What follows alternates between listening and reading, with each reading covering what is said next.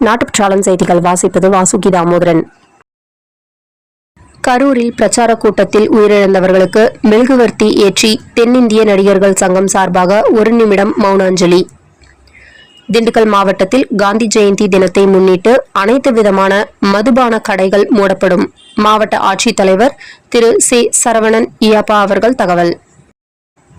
Kovai Gandhi park அருகில் தினமும் ஆயிரக்கணக்கான மக்கள் நடமாடும் பகுதியில் மக்கள் நடமாடும் பொது இடத்தில் சிறுநீர் கழிக்கும் இடம் உள்ளது. அங்கு இருக்கும் சுவர் இடிந்து விழுந்து யாரை பலி கேட்பது என்பதை போல் காத்து கொண்டுள்ளது.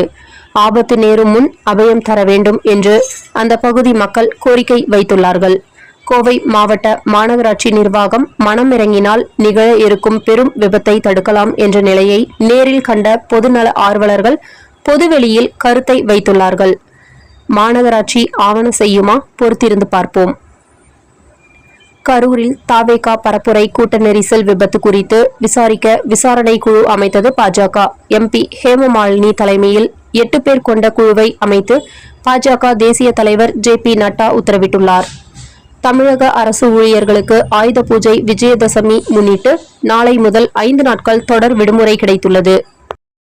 மாதம் தவறாமல் வெளிவரும் நாட்டுப்பற்றாளன் பத்திரிகையின் செய்தியாளராக பணிபுரிய விருப்பமுள்ளவர்கள் கீழே உள்ள நிர்வாக அலைபேசி எண்களில் தொடர்பு கொள்ளலாம்.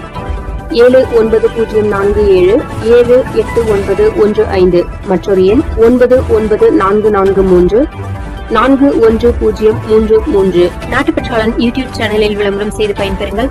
நமது நாட்டுப்பற்றாளன் செய்திகளை அறிந்து கொள்ள யூடியூப் சேனலை சப்ஸ்கிரைப் செய்யுங்கள்.